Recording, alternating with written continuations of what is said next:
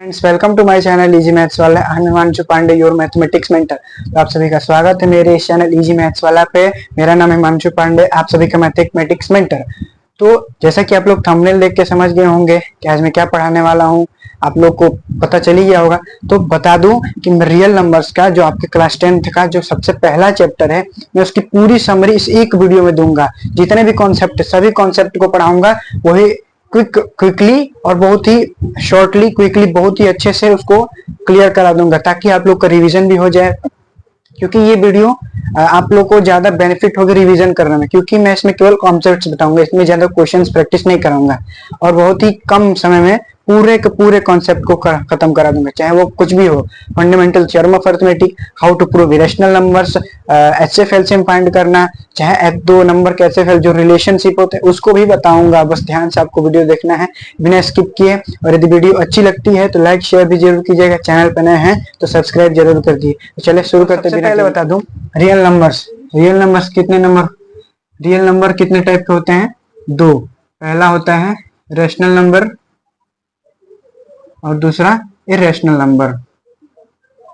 Rational और irrational, आपको पता होगा रेशनल को जो कि पी बाई क्यू के फॉर्म में लिखा जा सकता है, पी बाई क्यू के फॉर्म में लिखा जा सकता है। इरेशनल जो पी बाई क्यू के फॉर्म में ना लिखा जा सके। इतनी बात क्लियर हो गई, पी बाई क्यू के फॉर्म में ना लिखा जा सके। रेशनल में कौन कौन से नंबर आते हैं?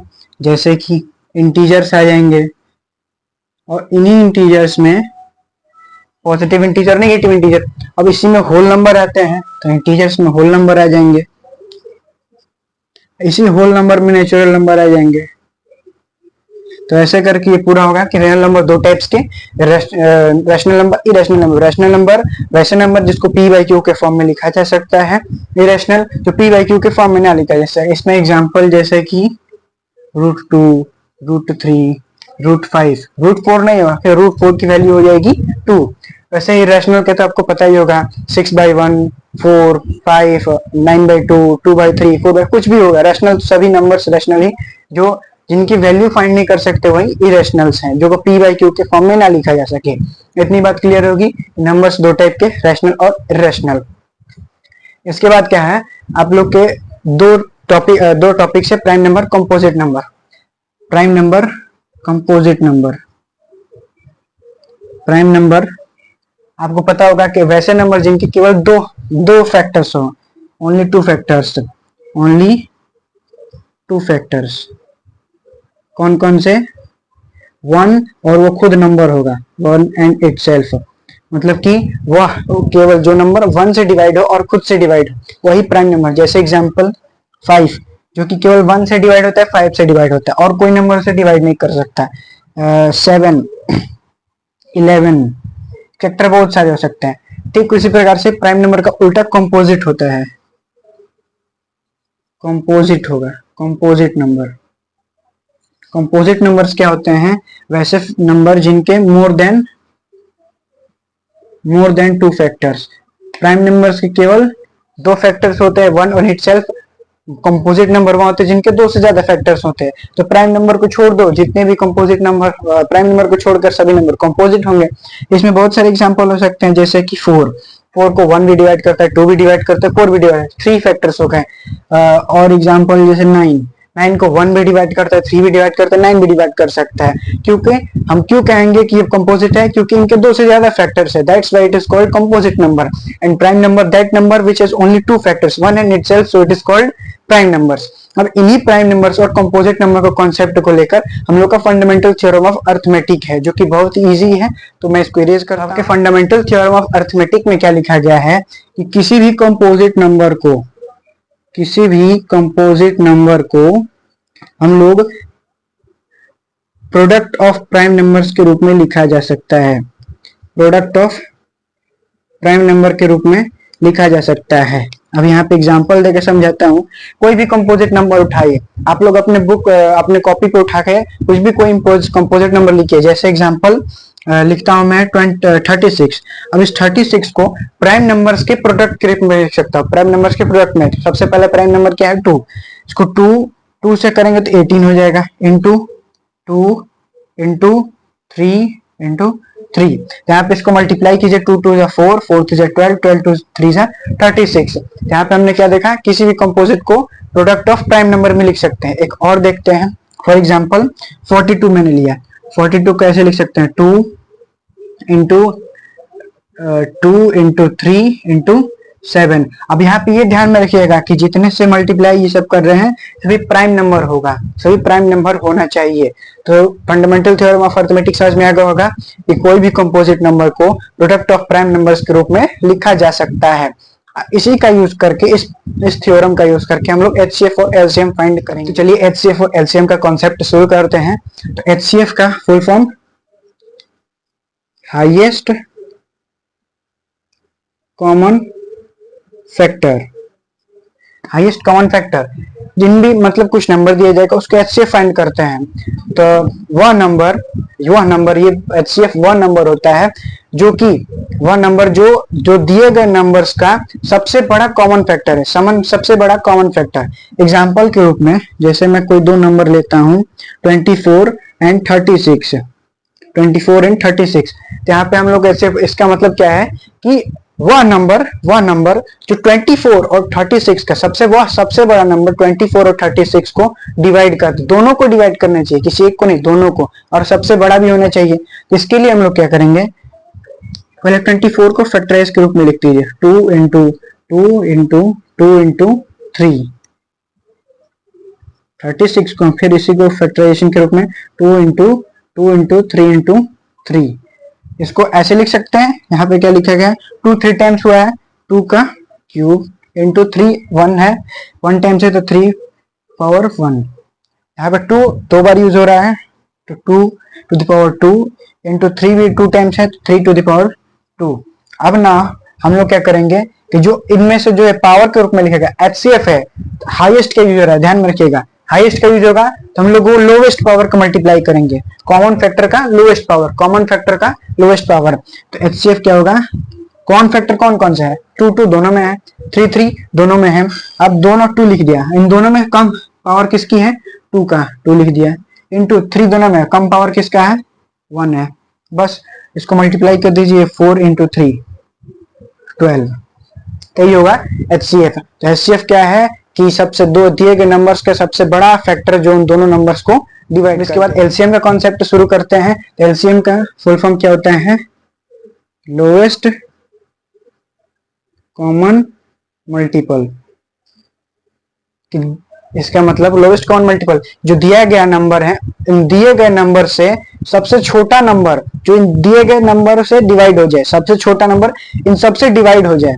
मतलब इसमें क्या है कि दिए गए नंबर से दिए गए नंबर को डिवाइड कर दे, और एलसीएम में दिए गए नंबर से डिवाइड्स हो जाएं। जैसे एग्जांपल मैंने यहाँ पे एक एग्जांपल के रूप में लिया 8 एंड 12 लिया। तो यहाँ पे पूछा जा रहा है एलसीएम मींस कि 8 और 12 से सबसे छोटा नंबर जो 8 और 12 दोनों से डिवाइड हो जाए, यहाँ पे एचसीएफ में क्या किया था कि दोनों को डिवाइड करते हैं, मतलब 8 और 12 को दोनों को डिवाइड कौन सा नंबर कर देगा, 4, सबसे बड़ा नंबर है। लेकिन इसमें हम लोग एलसीएम क्या करेंगे, 8 और 12 दोनों से सबसे छोटा नंबर जो डिवाइड हो जाए। इसके लिए फिर वैसे ही 8 का फैक्टराइजेशन, इसको हम लोग 2 का क्यूब लिख सकते हैं, वैसे ही 12 को हम लोग 2 का स्क्वायर इंटू 3 का पावर 1। अब यहाँ पे देखिए 2 दोनों में है, 3 नहीं है, तो यहाँ पे 3 का पावर 0 लिख सकते हैं। 3 के पावर 0 उसकी वैल्यू 1 ही होने वाली, इससे कोई फर्क नहीं पड़ने वाला है, बस हम लोग को फैक्टर्स को कॉमन करने के लिए मैंने लिख दिया है। अब यहाँ पे एलसीएम क्या होगा, दोनों में कॉमन फैक्टर 2 है, यहाँ भी 3 है। अब एलसीएम में लोवेस्ट का यूज हो रहा है, तो इसका उल्टा हम लोग हाईएस्ट पावर का यूज करेंगे। हाईएस्ट पावर 3 2 में 3 होगा, इससे 0 1 में 1 होगा, तो हो जाएगा 8 और ये हो जाएगा 3, 24 होगा एलसीएम। तो सबसे बड़ा नंबर जो इन दोनों से डिवाइड हो जाए 24। अब एक रिलेशन होता है, जब एक रिलेशन है, रिलेशन से between HCF and LCM of 2 numbers. यदि कोई नंबर दिया जाता है, 2 नंबर दिया जाता है ए और बी, तो रिलेशन क्या है कि जो एचसीएफ है, एचसीएफ ए और बी का HCF into LCM of A comma B is equal to A into B. ये एक रिलेशन याद रखिएगा, कि बस ये 2 नंबर्स पे अप्लाई होगा, 2 नंबर्स का एचसीएफ और उन्हीं दोनों का एलसीएम उन दोनों HCF और LCM का प्रोडक्ट उन दो नंबर्स के प्रोडक्ट के इक्वल होता है, चेक कर सकते हैं, नहीं तो आप पिछले वीडियो को देख सकते हैं, बहुत अच्छे से मैंने समझाया, आपको देख के क्लियर हो जाएगा। इसके बाद है इरेशनैलिटी प्रूफ करने का। इसके बाद है इरेशनैलिटी, कोई भी रैशनल नंबर दिया जाएगा उसको प्रूफ करना है। तो हमने बहुत अच्छे से पिछली वीडियो में देखा था, आप उसको वीडियो को देख सकते हैं, लिंक में उसका लिंक प्रोवाइड कर दूंगा डिस्क्रिप्शन में। अब इसके बाद इरेशनल प्रूफ करने के लिए कॉन्ट्रडिक्शन मेथड का यूज करेंगे। मैं डायरेक्टली √3 को प्रूफ करके दिखाता हूँ, सेम टू सेम जैसे प्रूफ करूंगा वैसे ही आपको प्रूफ करना है। सबसे पहले क्या करेंगे, कॉन्ट्रडिक्ट करते हुए लेट √3 बी रैशनल, हमने उल्टा माना रैशनल। जब ये रैशनल है तो √3 को P/Q के रूप में लिखा जा सकता है। वेरी इंपॉर्टेंट लाइन लिखनी है, where P and Q are coprime. मैं शॉर्ट में लिख रहा हूं, आप लिख लीजिएगा अपने से बना के। यहां से स्क्वायरिंग करते हैं both side, squaring both sides, तो यहाँ पे मिलता है 3 = P² Q²। जो Q² को इस साइड ले जाते हैं तो ये हो जाएगा 3Q² = P²। ये सबसे पहला इक्वेशन मिल गया। यहाँ पे क्या इससे हम लोग समझ सकते हैं कि P², सॉरी यहाँ पे हम लोग क्या समझ सकेंगे, 3 डिवाइड्स P²। तो आपके थ्योरम से, सबसे पहले थ्योरम से हम कह सकते हैं कि 3 ऑल्सो डिवाइड्स P को डिवाइड भी करेगा। तो इस प्रकार से कुछ P में मल्टीप्लाई हो रहा है तभी 3 आया है, 3 में कुछ मल्टीप्लाई हो रहा है तो P आ रहा है। P = 3 × K for some natural number K। अब इस K की P की वैल्यू को इक्वेशन 1 में रखते हैं, तो put value of P in equation 1। Equation 1 में रखते हैं तो ये हो जाएगा 3Q² = P की वैल्यू 3K का स्क्वायर। ये हो जाएगा 3Q² = 9K²। 3 से ये कैंसिल हो जाएगा 3 टाइम्स, तो यहाँ पे हमने क्या मिला, Q² = 3K²। And same to same इसी की तरह यहाँ पे भी लिखा गया है। तो यहाँ से हम लोग क्या हमको मिलता है, यहाँ से एक चीज मिलेगा कि 3 डिवाइड्स Q², 3 डिवाइड्स Q²। तो आप लोग का जो थ्योरम दिया है उससे कह सकते हैं कि 3 डिवाइड्स Q। अब हम लोग क्या देख रहे हैं कि P और Q को दोनों को 3 डिवाइड कर दे रहा है, लेकिन हम लोगों ने सपोज किया था कि P और Q कोप्राइम है, क्योंकि कोप्राइम मींस की केवल 1 डिवाइड करेगा और कोई नहीं डिवाइड नहीं कर सकता। That's why we can say that our contradiction,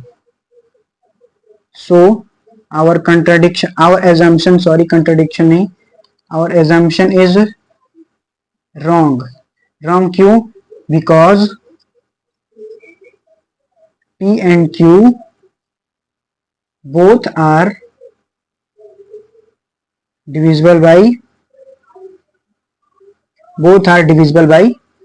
3. P और Q both are divisible by 3. So we can say that √3 is irrational. Hence proved। यहाँ पे मैंने आपके सारे कॉन्सेप्ट क्लियर कर दिए, चाहे HCF LCM का, फंडामेंटल थ्योरम ऑफ अरिथमेटिक का हो, नंबर सिस्टम का हो, प्रूफ ऑफ इरेशनैलिटी का हो, every type of concept will clear हो जाएगा। तो आपको बस करना क्या है, क्वेश्चन प्रैक्टिस करना है, और यदि कोई डाउट रहता है तो कमेंट सेक्शन में लिख दीजिए, उसको मैंने सॉल्व कर दूंगा।